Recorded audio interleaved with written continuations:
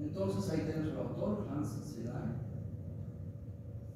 que ha descrito esta secuencia, que resulta pues por lo tanto clásica, ¿no?, para entender este asunto. Se trata de lo que sucede como respuesta ante agentes estresantes. En un poquito más vamos a explicar que hay que generar un proceso de reconocimiento de lo estresante que puede ser algo. Entonces, cuando el ser vivo, me voy a disculpar, pero es que hay cosas que no deben existir.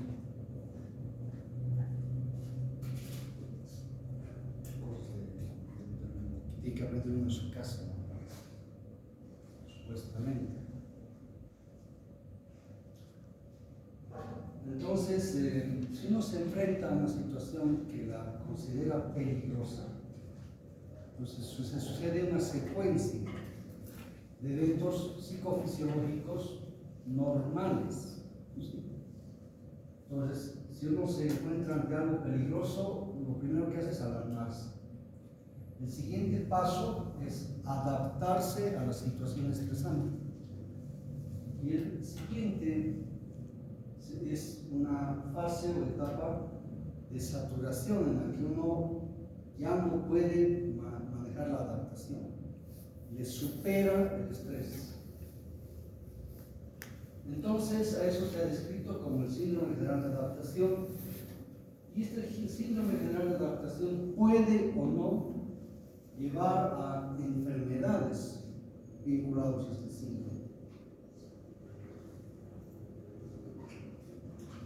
Entonces, realmente, por exposición a agentes estresantes, se puede o no enfermar. ¿Por qué unos sí y otros no?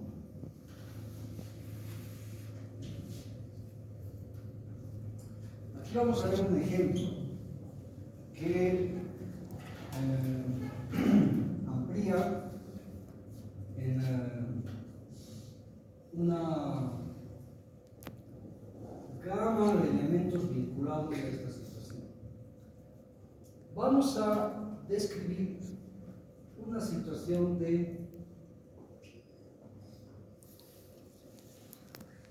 trastorno mental, un estado depresivo. Normalmente puede haber, normalmente, o sea, frecuentemente, la enfermedad depresiva en un 50% de los casos puede estar asociada al trastorno por estrés postraumático o al trastorno obsesivo compulsivo o a la ansiedad social o al pánico. Son enfermedades mentales, que las van a estudiar en psiquiatría, pero que implican que se está cursando con una situación de estrés.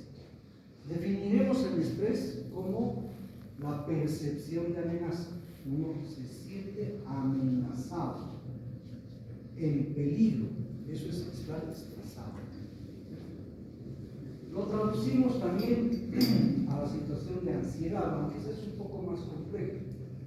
La ansiedad implica estar pensando en lo que va a pasar, ¿no? Es un estado de anticipación.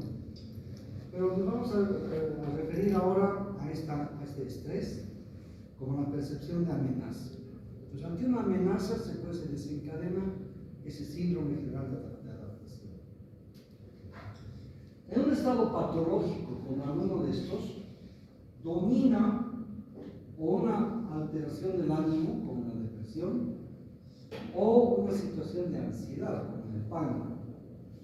En ambos casos implica que el organismo está estresado crónicamente. Entonces hay una situación de estrés vigente ahí en esa situación. Y estamos señalando que ha ocurrido que en ese síndrome de adaptación, la primera fase ha ocurrido, ¿no?, de sorpresa. La siguiente de adaptación ha debido tener problemas que son complejos y de distinta naturaleza.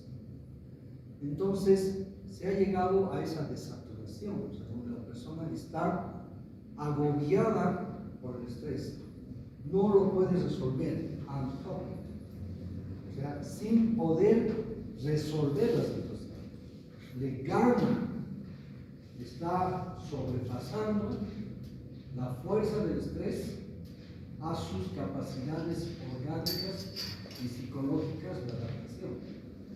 Entonces ahí está sosteniéndose y haciéndose crónico. Esta es la situación en la que vamos a referirnos. Está uno estresado por un tiempo mayor a 2 semanas, crónico. Y hay personas que están sufriendo muchísimo tiempo esto, muchísimo. Bueno, ¿esto a qué puede llevar? Por ejemplo, hay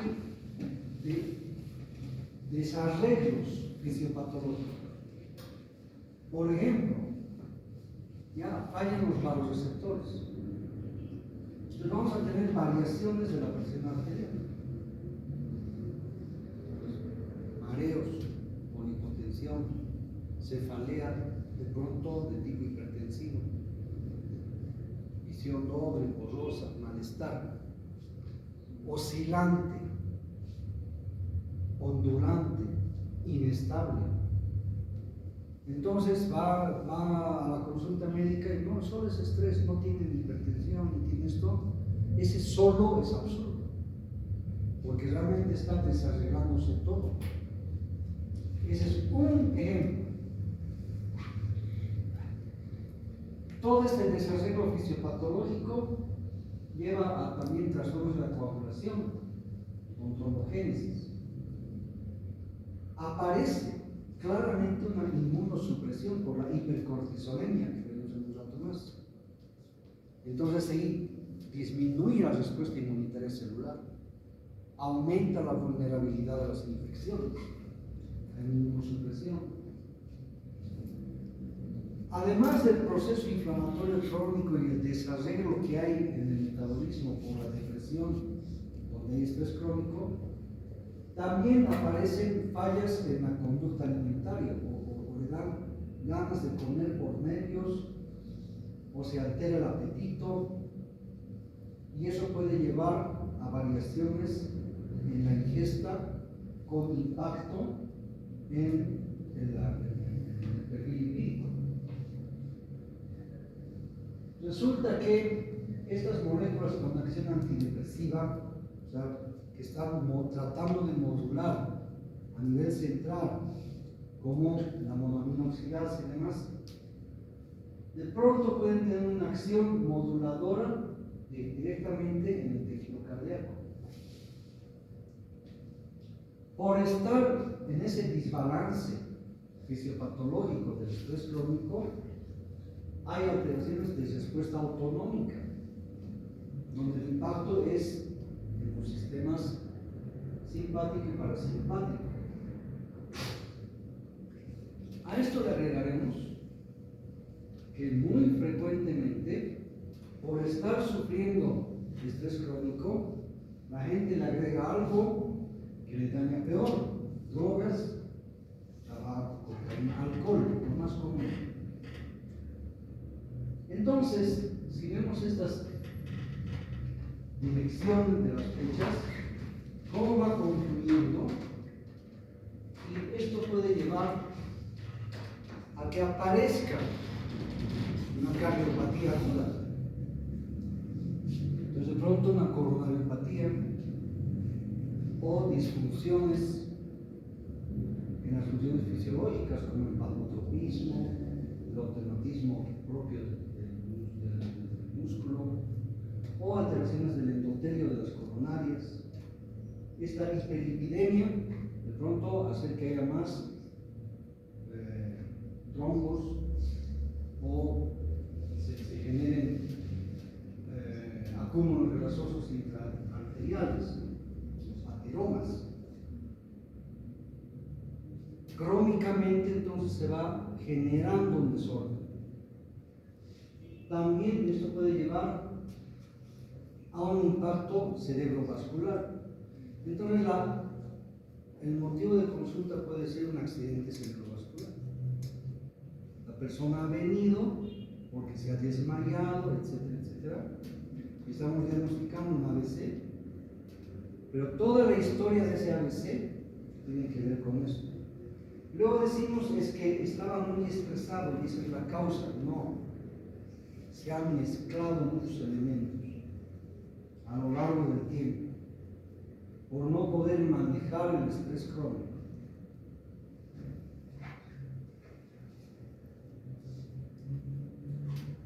El organismo humano, como ustedes conocen, es el punto o el sistema de impacto del estrés crónico. Entonces, cuando decimos unos se enferman y otros no, ¿por qué? Vamos a entender que se trata de la vulnerabilidad de órganos y sistemas. Entonces, ante un mismo estrés crónico, unos resultan con diabetes, otros con coronariopatía, otros con variaciones y alteraciones dermatológicas, etcétera, etcétera. Algunos con colon irritable, y esos son los motivos de consulta médica. ¿Por qué? Porque todo va a generar un impacto sistémico. La situación de ansiedad por estar bajo esa situación psicológica de estrés necesariamente implica liberación de adrenalina, tanto en los celúleos como en suprarrenal. Y hay que tener una hiperactividad simpática, con todo lo que implica en fisiología. Ustedes saben, la respuesta periférica simpática. Motivo de consulta puede ser cefalea, tipo hasta tensional, o cefalea relacionada con la hipertensión arterial, mareo, y la explicación es la hiperactividad adrenérgica.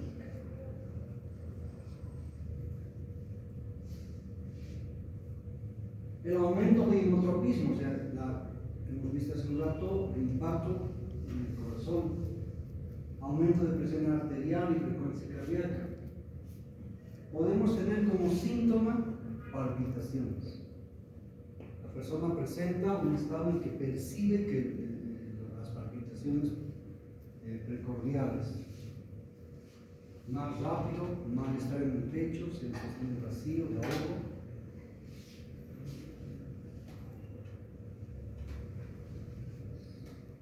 Sensación de ahogo a nivel respiratorio, hay una impresión de que se están construyendo los bronquios, sensación de ahogo.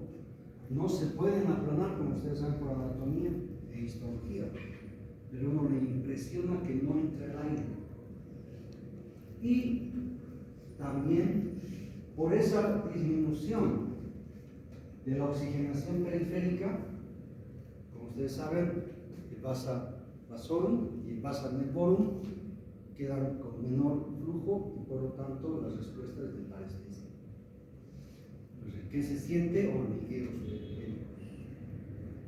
especialmente en miembros superiores, en cara, adormecimiento y hormigueo. Claro, no está oxigenado el nervio periférico.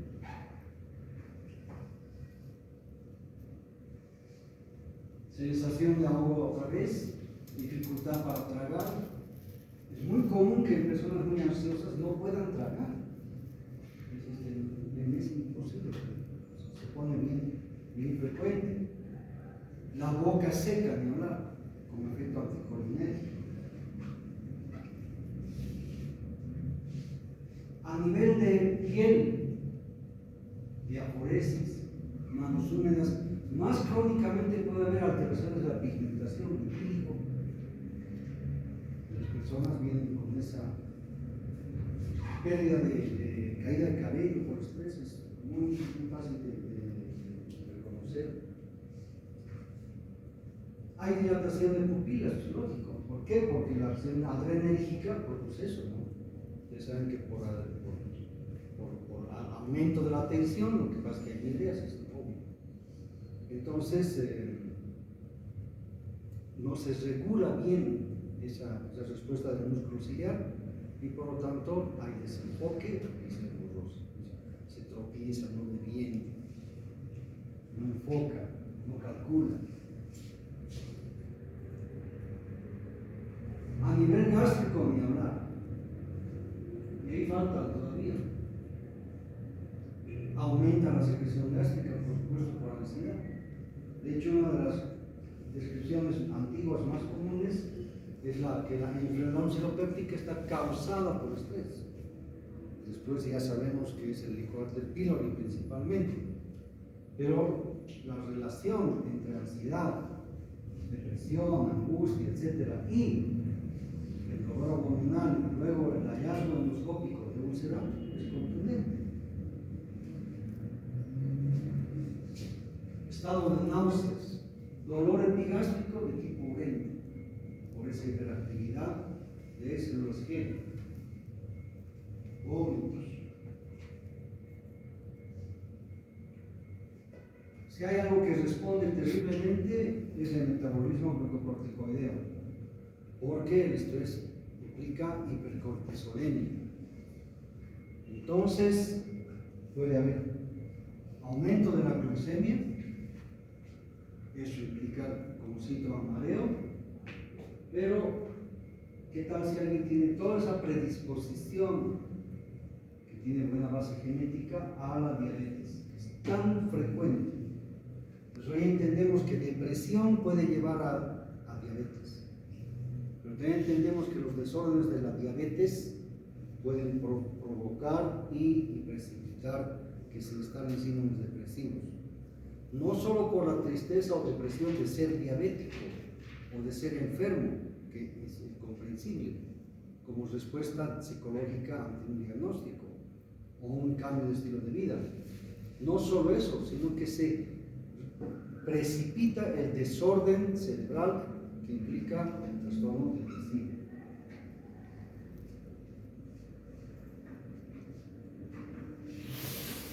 Ahí está. Lesión frecuente, diarrea por relajación de músculos anal y vesical. Pero a nivel de colon tenemos nomás también otro gran impacto. De hecho es una enfermedad, el motivo de consulta número 1 en la retrología en consulta ambulatoria es el síndrome de colon irritable, donde lo que pasa es que hay diarrea, estreñimiento intermitente con dolor asociado a estados de ansiedad, a la depresión crónica, a la personalidad obsesiva, a las preocupaciones, a estar enojado.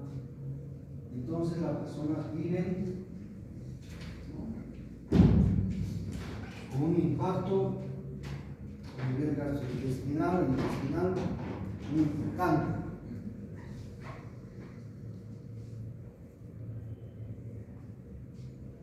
Y esto sí que es frecuente. Si hay algo importantísimo que un médico general debe saber, es precisamente esta situación de la lumbalgia y la cervicalgia. Como ustedes saben, esta región, pero fundamentalmente la región paravertebral, la musculatura paravertebral de columna cervical es muy potente. Ahí están los esplenios, están músculos importantes que además tienen unión a la aponeurosis, ¿no? Occipito frontal. Entonces, la persona estresada tiene respuesta física muy frecuentemente de músculo estriado, tensión.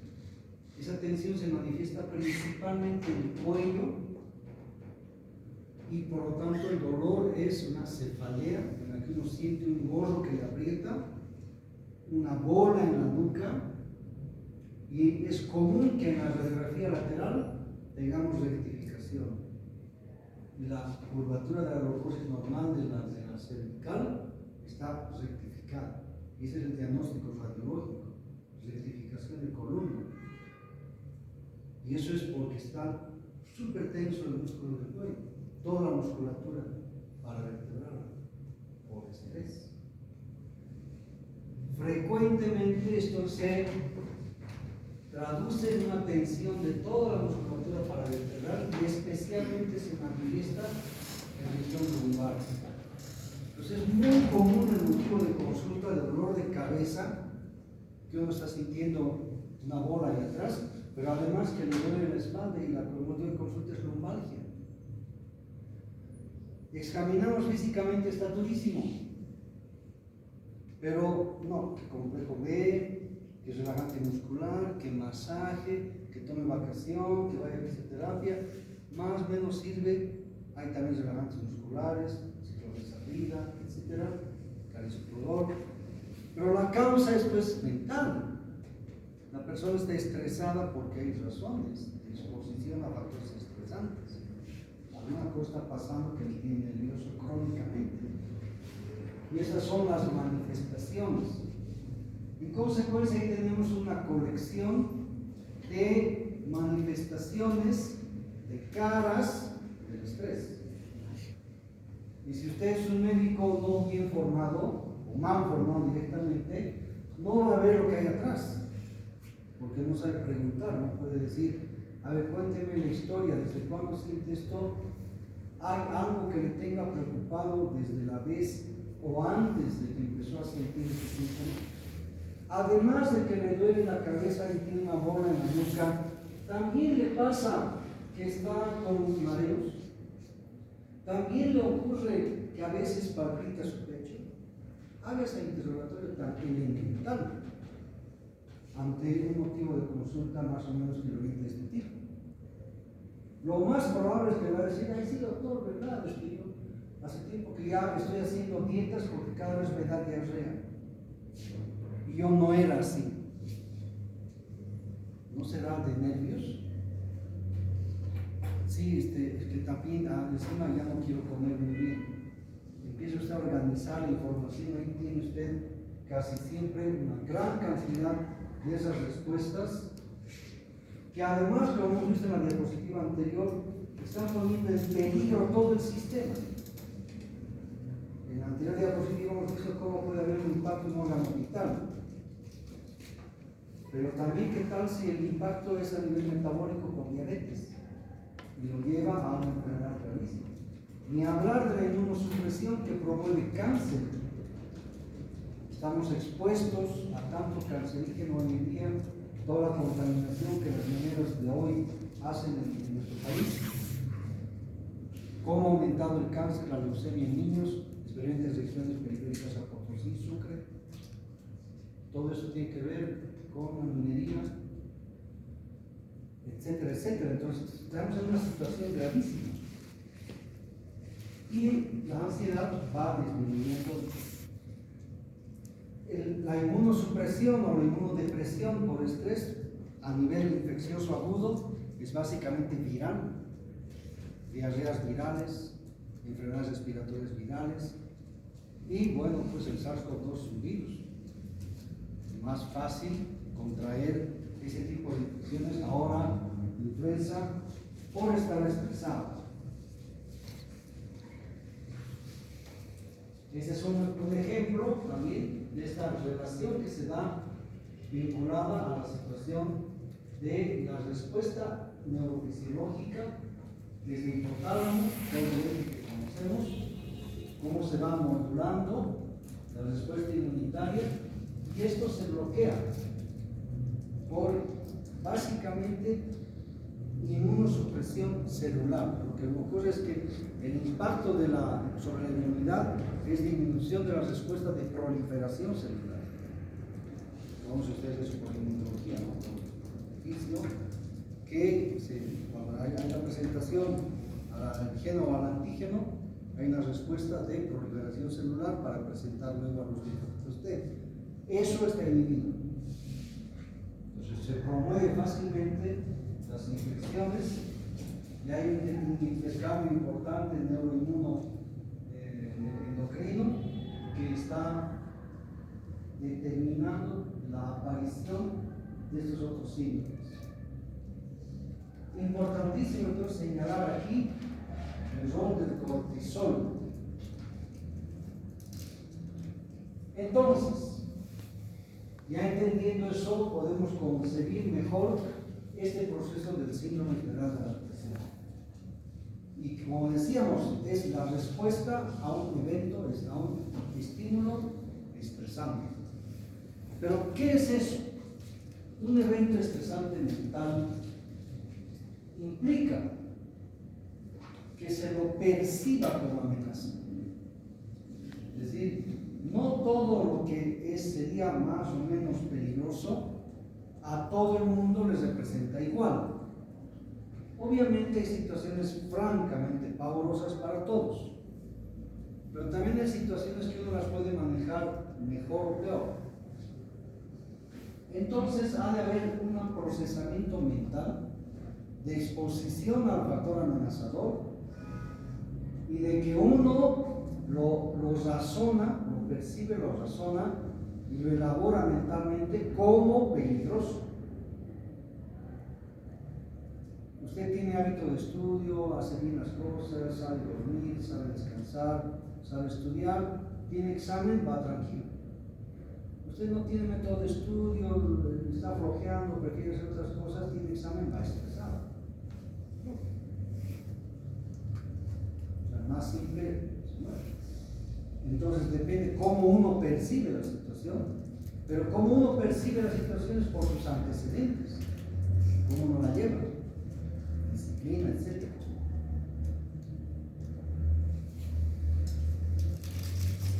Entonces, después de que uno asimila mentalmente que lo que está pasando es una amenaza, hay una integración afectiva, se organiza lo que hemos visto, cerebro orgánico, simplemente sistema límbico, todo el proceso cerebral, y eso está determinado por cuánto estrés hay, cantidad, y de qué tipo es.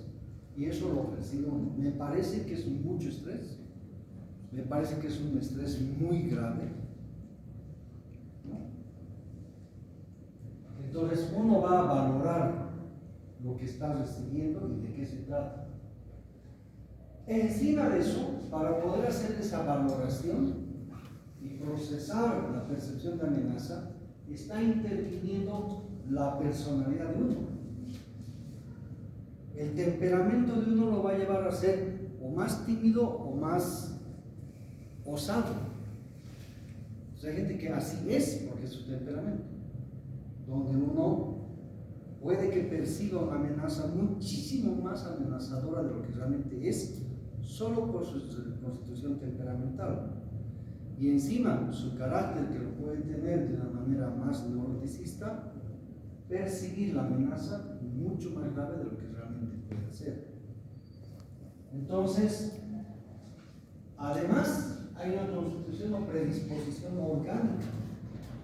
Cuánta vulnerabilidad de amígdala, corteza frontal y sistema límbico está presente para procesar el temor y generar más respuesta de ansiedad.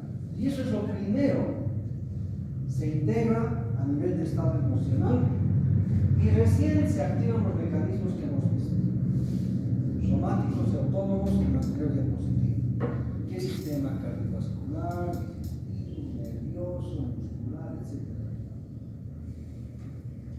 Entonces aparecen las respuestas al estrés.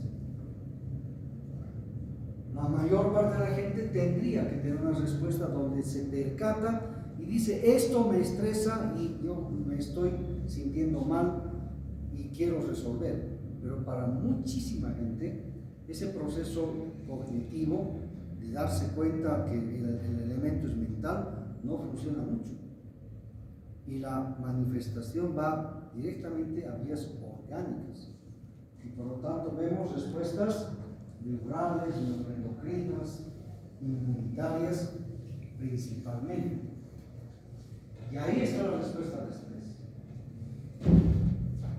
Uno ha de estar más o menos alterado con respuesta que hemos descrito, psicofisiológica, nervioso, asustado, lo que fuera, además con activación de algunos órganos, y aparece el síntoma en los órganos de choque, que es lo que hemos visto: que mareo, que visión borrosa, que boca seca, etc. Y ahí tenemos que haber si la persona puede controlar. Si controla, se atenúa, se resuelve.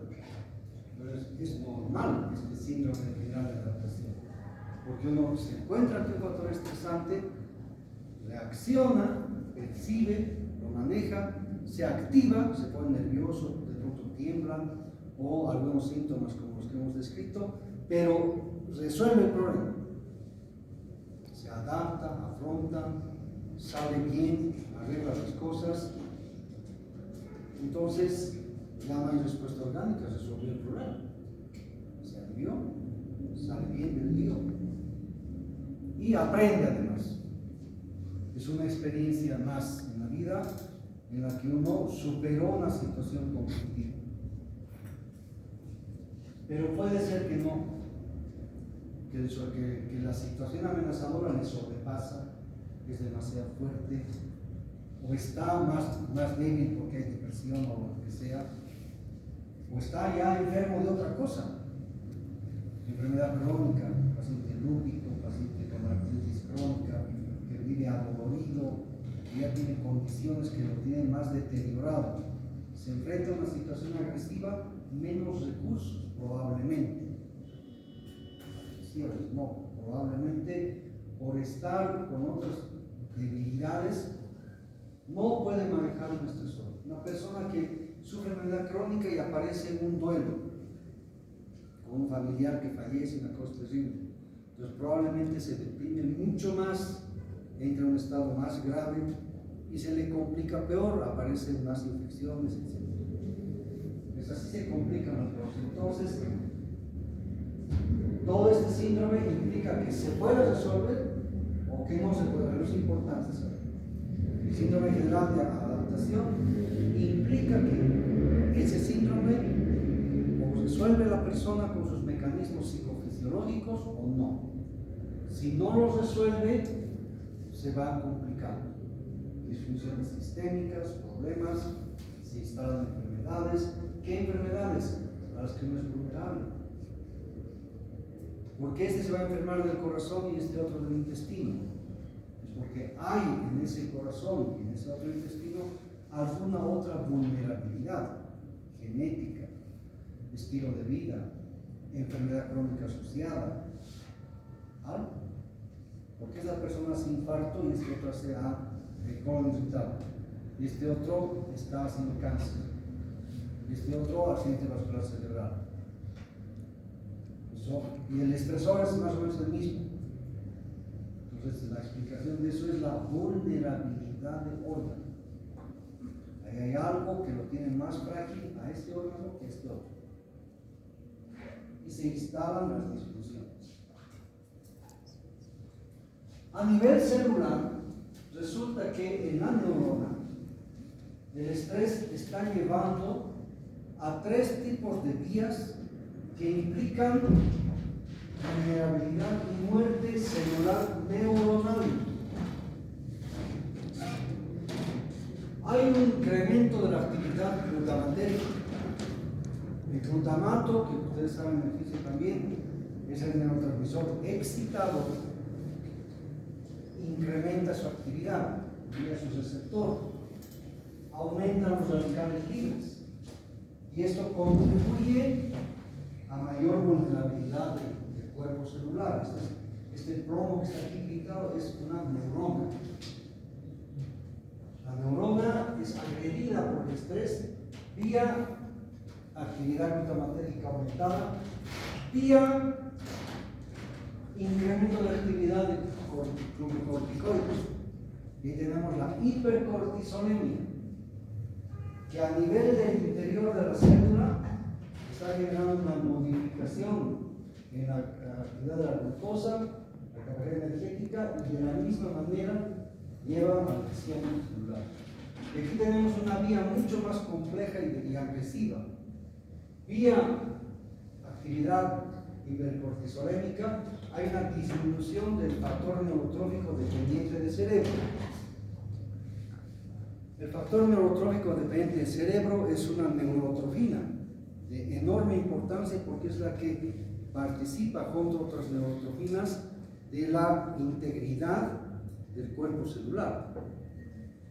Gracias a las neurotrofinas está habiendo la posibilidad de que se generen sinapsis, de que las células tengan bien tonificado su axonio, de que haya toda esa dinámica de funcionamiento del trofismo neuronal. Entonces dependemos de que haya un factor importante de neurotrófico en cerebro. El estrés crónico disminuye los niveles, la capacidad, el desempeño neurotrófico. Entonces tenemos tres vías por las cuales el estrés está agrediendo. A su vez hemos hablado de la agresión al organismo, que corazón, etc. Aquí estamos viendo la agresión directa en cerebro, propiamente neurona, de corteza, esta es neurona cortical. Entonces el estrés está dañando al cerebro, está lastimando. Aquí podemos observar un esquema donde se amplía muchísimo este mismo esquema de resultado, y ahí podemos ver cómo una agresión al factor neurotrófico dependiente del cerebro genera esta vía, ¿no? La acción del glutamato y el receptor y canal NMDA, la hipercortisolemia, van implicando vías de modulación que afectan la neuroplasticidad y la resiliencia celular. La neuroplasticidad es la capacidad de la neurona de generar nuevas sinapsis para rehacer y reconformar circuitos cerebrales, está directamente impactada por la afectación de esto. Y por lo tanto tenemos la intervención de otros elementos que están modulando, de ahí la importancia cuando se diagnostica bien, por ejemplo, un trastorno depresivo o un trastorno por ansiedad crónica, el uso de medicación antidepresiva, el uso de carbonato de litio, porque conocemos el ácido valproico que está interviniendo directamente en volver a regular a lo sano todo ese impacto que está teniendo el estrés crónico. Y no es que tengamos que dar litio, antidepresivos y valproico de cualquier estrés, sino que aquí estamos dando ejemplos de moléculas que intervienen directamente en esta fisiopatología y que por eso tiene efecto terapéutico una vez diagnosticado algo especial.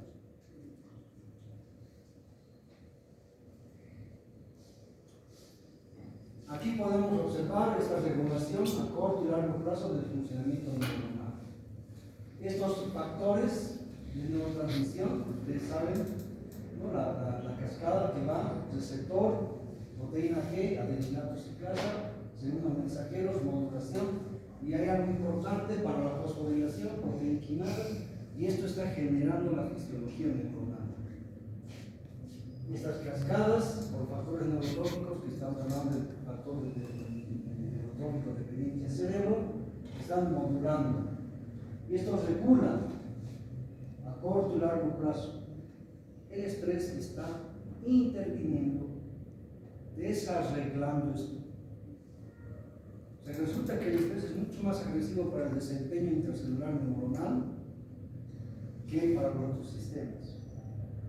Que tampoco es chacota, o sea, que se altere la inmunidad y haya inmunosupresión ya es bastante grave. Que haya dislipidemia y eso lleve a ateromas y probablemente enfermedad coronaria tampoco es cosa de verlos tan simple. Entonces hay una multitud de elementos que están involucrados en los desarrollos propios de la respuesta de este signo. El cerebro, en nuestra zona de ansiedad, podemos observar en el sistema límbico, concretamente en el hipocampo, en esta esquelita del hipocampo, que hay una variación. Normalmente hay una densidad de células piramidales. Bajo condiciones de estrés disminuye.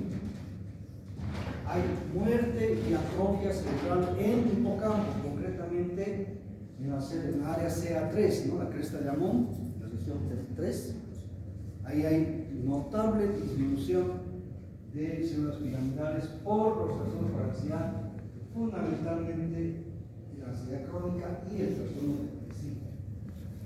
¿Por qué? Porque hay una activación, como estamos viendo, liberación de adrenalina, corticoides endógenos, hay receptores esteroideos y modulación glucocorticoidea que lleva finalmente a una modulación de nivel cíclico, la proteína A, que es la que más se activa, y una promoción de activación génica que implica, ¿a qué se refiere la activación génica? Lo que pasa es que normalmente la fisiología neuronal en el desempeño hace que todo el estímulo vaya hasta el núcleo, y ese núcleo genere proteínas por fosforilación, y por lo tanto hay modulación génica, cambios de naturaleza génica en la producción de tejido neuronal. Eso se afecta. El estrés crónico está alterando esa vitalidad de desempeño en el núcleo celular neuronal, conllevando a la disminución de la vitalidad de la neurona. Entonces, por lo tanto, disminuye la cantidad de neuronas. Aquí podemos observar una micrografía donde se puede observar las células CA3 del hipocampo, piramidales, esto es en modelos animales o ratas, sometidas a estrés. No está sometido a estrés el animalito, que hay modelos de estrés severos, y su disposición de conformación de células piramidales y sinapsis es la normal. 21 días de exposición a estrés en el animal de experimentación lleva a la pérdida y desaparición de células, porque es una foto de la misma región, y disminución de la trama dendrítica. Hay pérdida de tejido neuronal por estrés. ¿Por qué? Porque está cayendo el factor neurotrópico dependiente del cerebro. En el humano, con esto queda una gráfica más que contundente. Se puede observar en esta resonancia magnética funcional cómo la persona sana, cuando ingiere el material de la glucosa radioactiva, se somete a la imagenología, esa glucosa es metabolizada en el cerebro. Entonces, normalmente nosotros, quienes no estamos en depresión o estrés, todo el cerebro funciona. Aquí está notándose cómo el cerebro enterito está usando esa glucosa y está funcionando todo el tejido. En el trastorno depresivo el cambio es espectacular. Y lo mismo podemos observar en casi todas las enfermedades psiquiátricas. Cómo es que el cerebro está cayendo en su desempeño. Pero sí podemos entender conceptualmente a la depresión, por ejemplo, como una insuficiencia mental y cerebral, falla en desempeño. Miren cómo la glucosa se metaboliza normalmente en la neurona. Síntomas de la depresión y el estrés crónico: falta de concentración, olvidos, desinterés, irritabilidad, insomnio, falta de apetito, falta de libido, tristeza, irritabilidad, ganas de llorar. No, es fuerza de voluntad. ¿Cuál fuerza de voluntad? Está destruyéndose el cerebro. No es tema de fuerza de voluntad. Ponga de su parte, sea valiente, no sea llorón. ¿Acaso es usted mujer? Tontera y media, que a veces hasta los médicos saben, por no saber esta manera. Así. ¿Qué pasa? Ya hemos descrito atrofia y muerte celular por extracciones, disminución de la neurogénesis, incremento de la vulnerabilidad. Cuando instalamos medicación antidepresiva, aumenta la actividad de noradrenalina y de serotonina e incrementa la actividad del receptor de factor neurotrópico dependiente del cerebro. antidepresivos son otras moléculas, otra cosa. Moléculas que están interviniendo en la regulación del funcionamiento serotoninérgico, dopaminérgico, adrenérgico. Fundamentalmente serotoninérgico y adrenérgico. Esa modulación que hace el tratamiento farmacológico antidepresivo, que tiene que ser crónica. El medicamento antidepresivo debe usarse mínimo 1 año para que genere un restablecimiento de todo lo que falló. No es adictivo, encima hay gente que cree que es adictivo al antidepresivo, entonces hay que explicar encima eso. Entonces, se puede recuperar. El antidepresivo promueve recuperación y hay modulación neuroplástica, otra vez efecto de acción génica, porque se estabiliza de nuevo y funcionan nuevamente las neuronas. Las que hacen muerte se no llegan a nada, pero puede haber en las que están bien mayor conexión y mayor generación de sinapsis. Y eso fundamentalmente promovido por el factor neurotrófico dependiente del cerebro. Brain Dependent Neurotrophic Factor. Factor neurotrófico dependiente del cerebro. Una de las neurotrofinas, tal vez la más importante en la economía del sistema nervioso central. Otro ejemplo artístico para graficar cómo puede el estado normal, estando deprimido, caer toda la capacidad de sinapsis, con el tratamiento inclusive mejorar más. Lo que implica además no solo el tratamiento farmacológico, sino psicoterapéutico, que es trabajo del psiquiatra, lo medicamentoso y lo psicoterapéutico, para que la persona recupere un estado de normalidad psicológica. Y para cerrar, resulta que esto es tan agresivo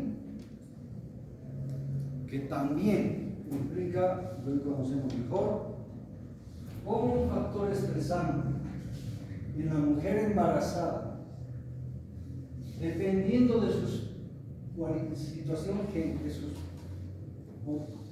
fortalezas genéticas, de lo que aprendió en la experiencia previa como persona, de sus recursos para enfrentar el estrés, de su personalidad, van a modular en sí misma todo este eje.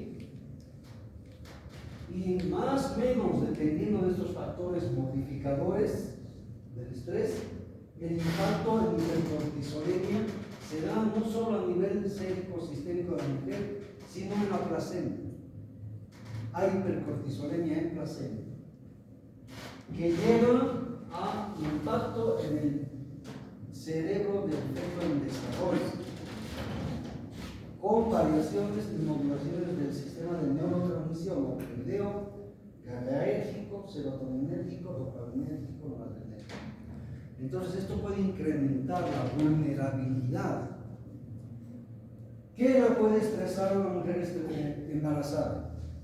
A ver, digamos, poquitos pueden decir una vez, factores estresantes de una mujer embarazada. Ahorita.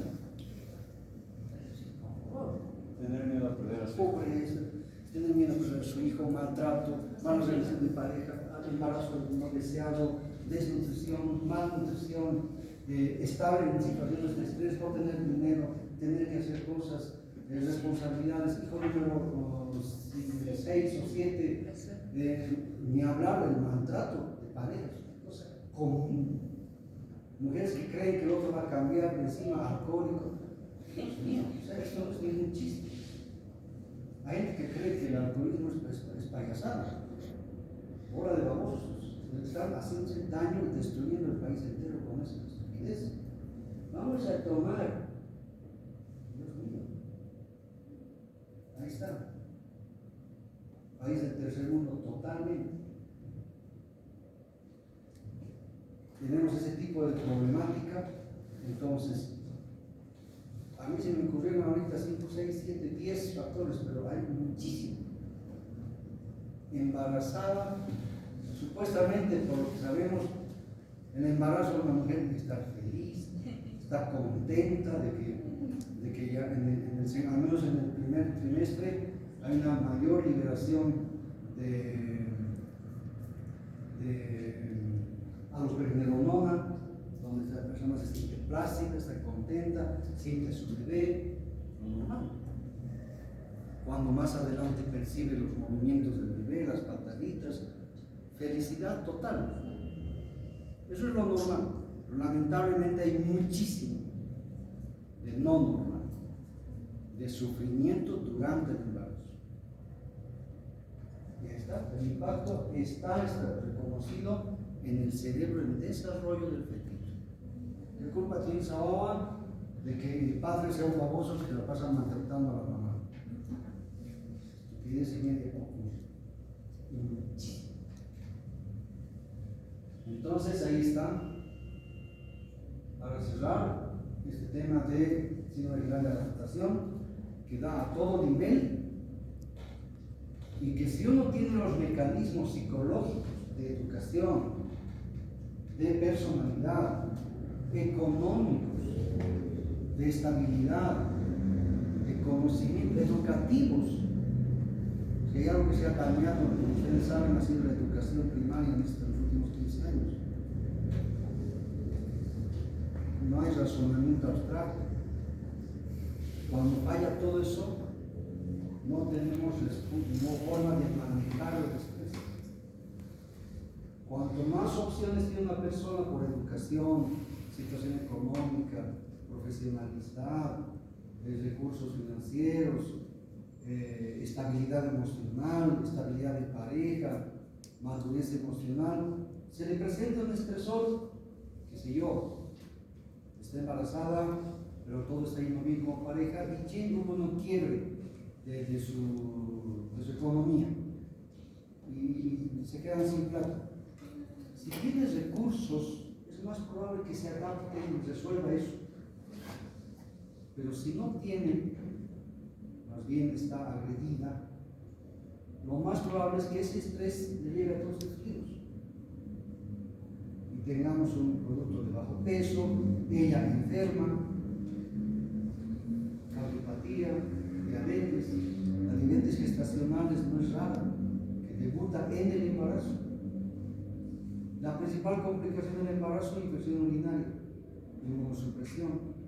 Aparece en una mujer embarazada más estresada, peor todavía.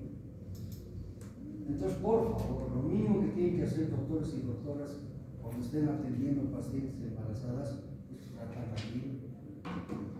Uno dice, pero es obvio, pero resulta que la clínica no es que no. Lamentablemente, peor si es una embarazada jovencita, adolescente, hacerla sentir mal, degradarla, que por qué, que tú quién eres, que hacerla peor todavía. No, nadie se merece eso. Hay un impacto enorme. Entonces, ustedes pueden ser agentes clínicos de ayudar a que la gente salga del estrés o empeorarlo. Nosotros como médicos no somos neutros. Nuestra acción o le mejora al paciente o le empeora. No es neutro. La gente va a donde el médico con expectativa.